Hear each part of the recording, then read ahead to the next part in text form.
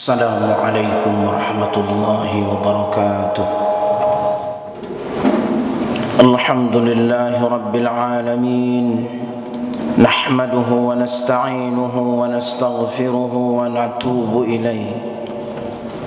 Na'udzu billahi min shururi anfusina wa min sayyiati a'malina. Man yahdihillahu fala mudilla lahu ومن يضلل فلن تجد له وليا مرشدا أشهد أن لا إله إلا الله وحده لا شريك له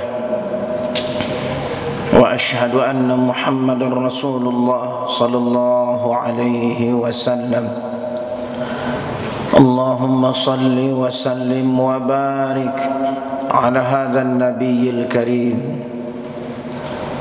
اللهم صل وسلم وبارك عليه صلوات الله وسلامه صفيه من خلقه وحبيبه من جاهد بجهاده ومن دعا بدعوته واستمسك بسنته ومن تبعهم بإحسان إلى يوم الدين فيا أيها المسلمون اتقوا الله. قال تعالى في كتابه العزيز أعوذ بالله من الشيطان الرجيم بسم الله الرحمن الرحيم يا أيها الذين آمنوا اتقوا الله حق تقاته ولا تموتن إلا وأنتم مسلمون. معاشر المسلمين,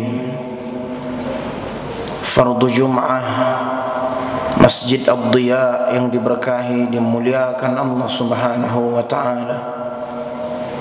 Semoga senantiasa kita yang hadir di rumah Allah ini mendapatkan perlindungannya, pemeliharaannya untuk menjalankan amanah. Detik, menit, jam, hari berganti pekan, pekan berganti bulan, bulan berganti tahun. Hingga detik ini kita merasakan betul bahwa detup jantung, napas, hingga kita bersimpuh di hadapan Allah di rumah ini, semuanya kehendak Allah Subhanahu wa ta'ala. Oleh sebab itu, mari nawaitu kita hanya untuk mencari ridha Allah, hanya untuk mendapatkan keberkahan dari Allah Subhanahu wa ta'ala. Belum selesai ujian umat Islam, terkhusus Indonesia, COVID-19, dan masih kita diselimuti kekhawatiran, kewaspadaan. Hari ini saudara-saudari kita mendapatkan ujian yang besar, terutama para buruh yang berdemo ingin mendapatkan hak manusiawi mereka. Dan kepada kita umat Islam untuk mencari solusinya, izinkanlah khatib di mimbar ini untuk menyampaikan satu tema, yaitu peran masyarakat dan masjid dalam membangun ekonomi umat.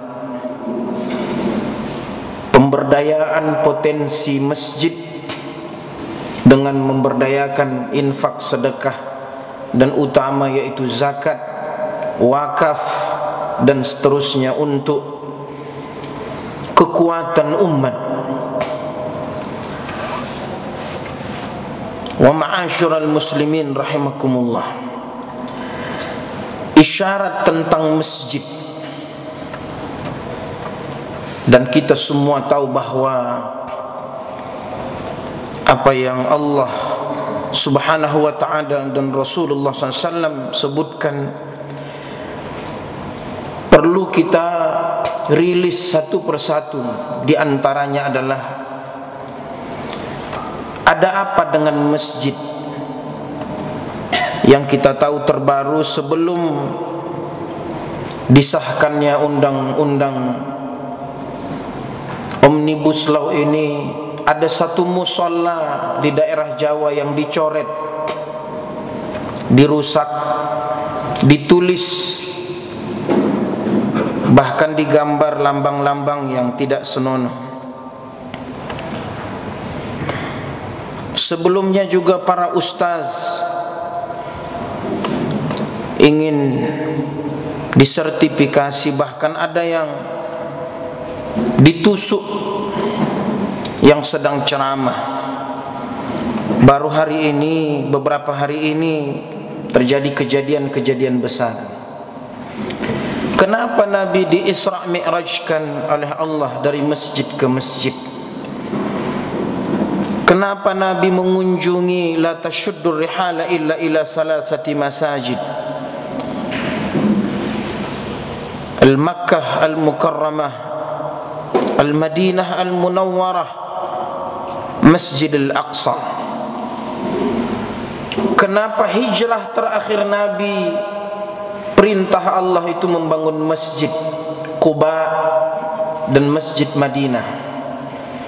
Kenapa yang berkaitan masjid pahalanya begitu dahsyat? Langkah kaki pertamanya mendapatkan darajah pahala, dan yang berikutnya menghapus dosa. Dan orang yang di dalamnya yang membaca Quran, malaikat turun mengitari mereka hingga mendapatkan ketenangan, curahan rahmat. Orang yang menunggu-nunggu datangnya satu waktu ke waktu yang berikutnya, wazalikumur ribat, mereka mendapatkan ikatan hati dari Allah.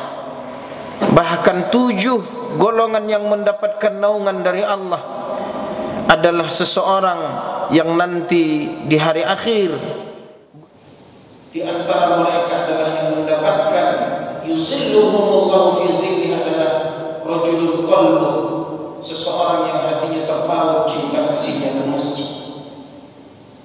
Ada apa dengan masjid? Kenapa musuh-musuh Islam tidak henti-hentinya mengikis kecintaan dari masjid, hingga hal-hal yang membuat umat takut untuk ke masjid?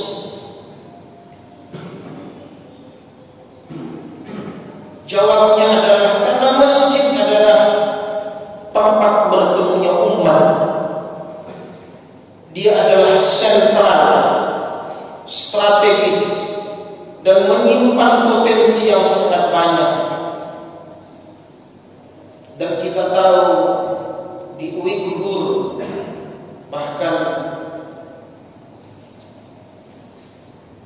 di penjaranya umat Islam setelah diteliti dari satelit, yang utama mereka hancurkan di Xinjiang itu adalah masjid. Suriah bencana perang, justru yang dihancurkan masjid. Saya ulangi, isi khutbah saya di bulan yang lalu bahwa yang bisa mengumpulkan umat hari ini dan dia permanen ada 2. Satu pemerintah, yang satu adalah masjid. Masjid adalah steril dari kepentingan dunia.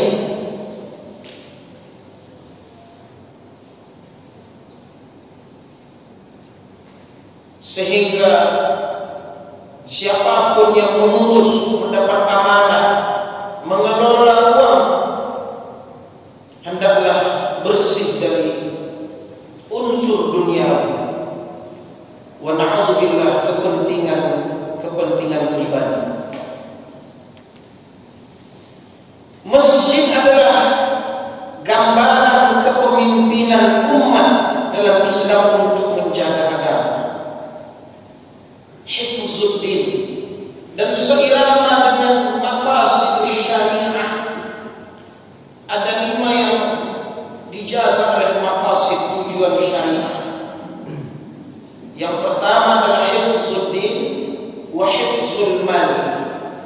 hifzul nafs wa hifzul aql, menjaga agama, menjaga harta, menjaga jiwa, menjaga akal dan seterusnya. Dalil dari Al-Quran, kata Allah Subhanahu wa taala, A'udzu billahi minasy syaithanir rajim. La takun fihi abada la masjidun ussisa 'ala taqwa min awwal yawmin ahaqqu an taquma fihi. Surah Al-Baqarah, kata Allah, wa man adlamu mimman mana'a masajid Allah ay yudhkara fiha ismuhu wa sa'a fi kharabiha ulaika ma kana lahum an yadkhuluha illa khaifin lahum fid dunya khizyun wa lahum fil akhirati 'adzabun 'adzim. Siapakah yang lebih aniaya daripada orang yang menghalang-halangi menyebut nama Allah dalam masjid-masjidnya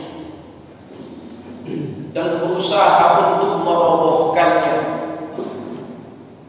Ulama tafsir mengatakan salah satunya adalah orang Yahudi. Lalu kata Allah, kecuali dengan rasa takut kepada Allah, mereka di dunia mendapatkan kehinaan dan di akhirat mendapatkan siksa yang berat. Al-Baqarah. Ma'asyiral muslimin rahimakumullah.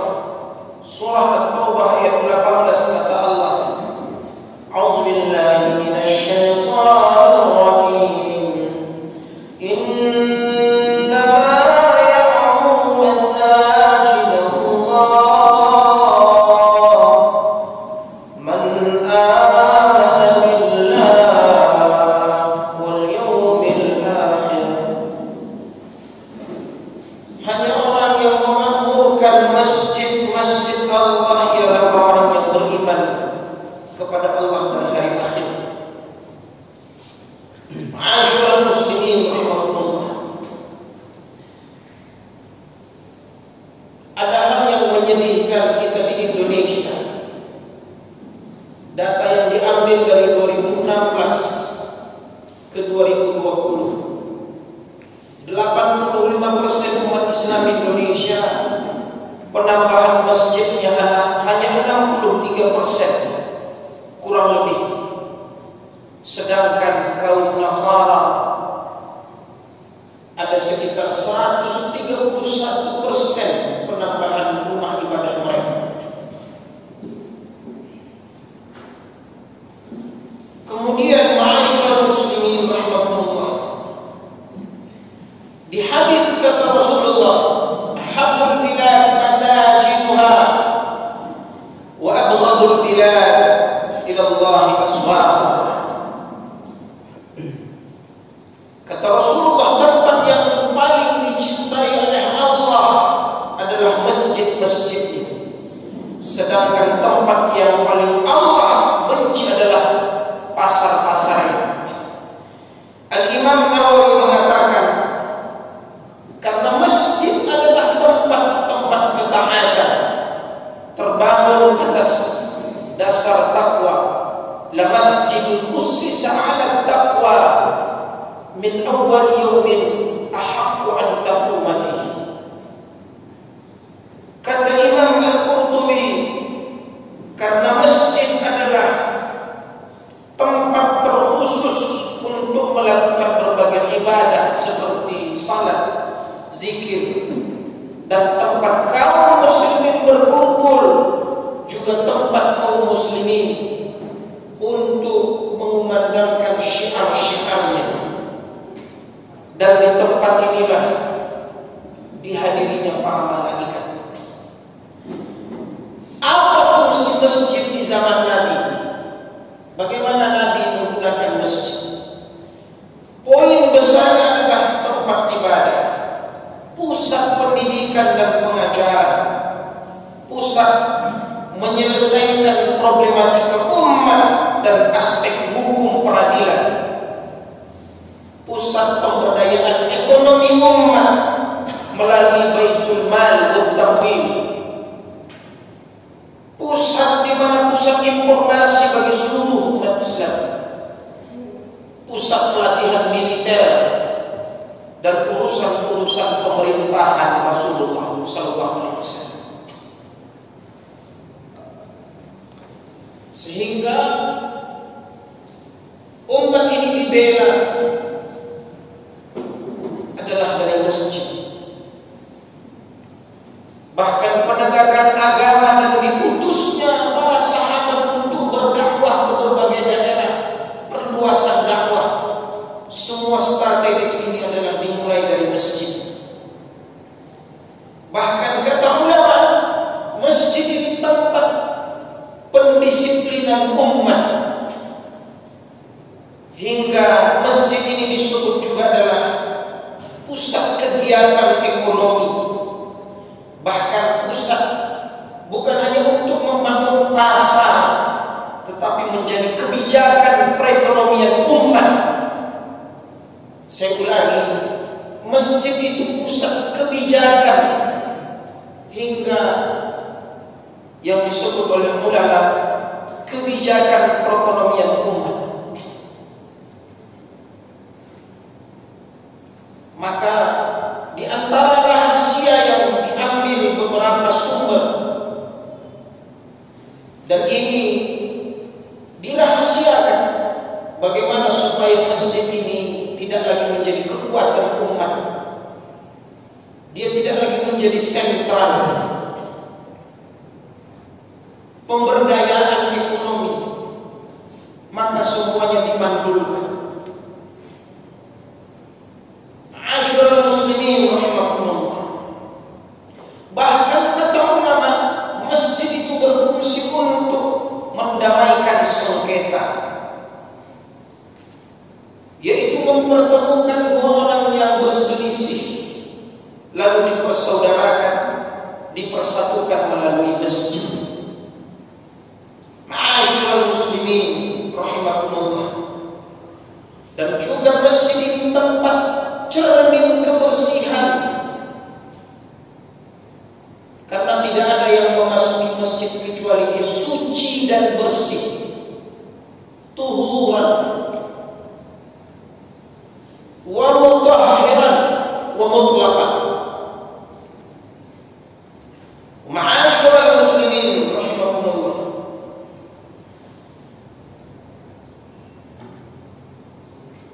Tentang pemberdayaan ekonomi, sekiranya ke depan,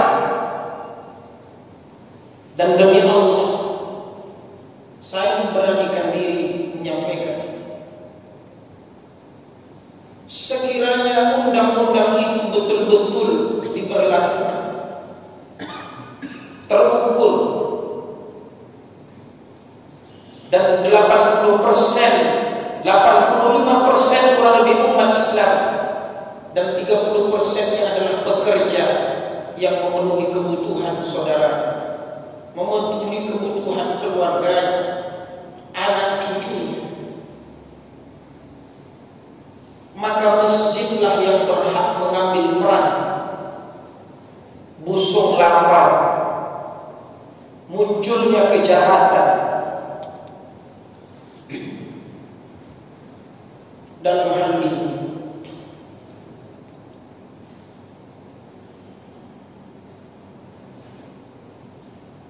di sana dibangun mampu memfungsikan jasa adalah masjid, hingga kata ulama sebenarnya masjid ini harus punya the big data. Jika ada 1000 masjid di Pekanbaru, maka kalau ditanya siapa masjid yang memimpinnya punya data bahwa di sekeliling masjid RT RW-nya berapa kakak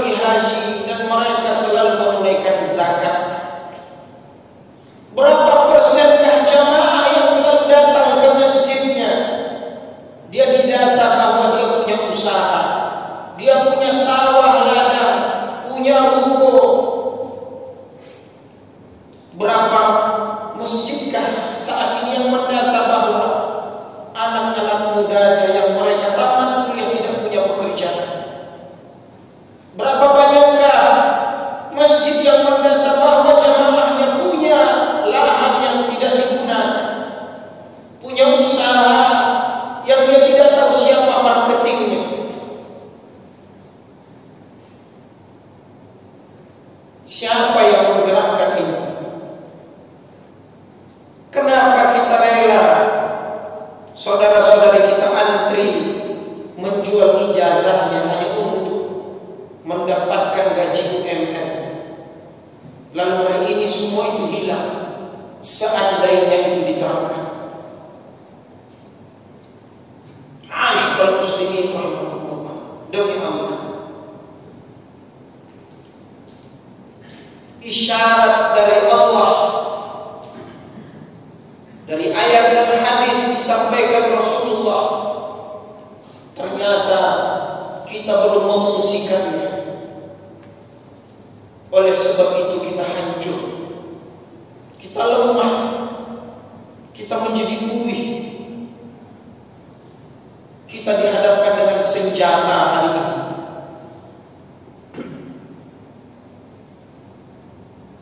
Sampai kapan?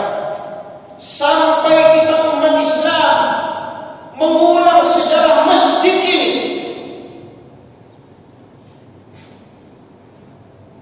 Sampai betul-betul bahwa urusan umat Islam mereka tidak akan datang bertekuk lutut memohon kepada yang membenci dia sesungguhnya, akan tetapi dia datang dan dia salat dan dia tahu bahwa masjidlah yang akan membelanya. Sampai para syabab, anak-anak muda kita tahu bahwa inilah kiblat kekuatan untuk kita berhadapan dengan kezaliman yang terus tertata rapi, sementara masjid ini dirobek, dirusak, dilemahkan.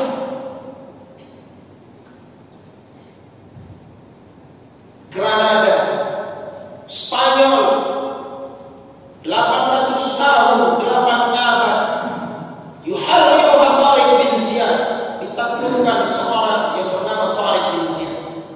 Ditulis sejarah ini oleh Dr. Raghib As-Sirjani dalam kitabnya Qasas Al-Andalus. Ada 3 hal besar kenapa 800 tahun dia hancur begitu saja.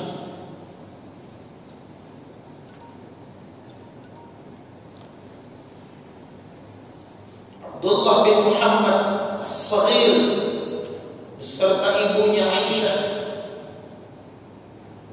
berdiri di sebuah bukit menatap istana yaitu Andalus, dan dia meneteskan air mata. Ibunya berkata, "Wahai anakku, untuk apa engkau menangis seperti seorang perempuan? Mana engkau selama ini? Harusnya engkau melakukan perlawanan seperti lelaki sejati yang sesungguhnya."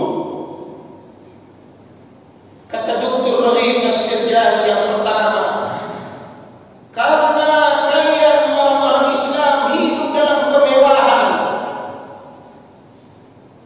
kalian tidak lagi mementingkan kepentingan umat, melainkan kalian hanya memenuhi kebutuhan kemewahan hidup. Negeri-negeri Arab subur minyak, melimpah ruah, tapi di negeri di tetangganya Palestina mereka hanya meminum air limbah tanpa ada listrik, hidup di tenda-tenda. Suria, Palestina, padahal saudaramu tetanggamu di dalam gedung menjulang tinggi penuh dengan kemewahan, Dubai dan seterusnya. Ada Saudi di situ dan seterusnya.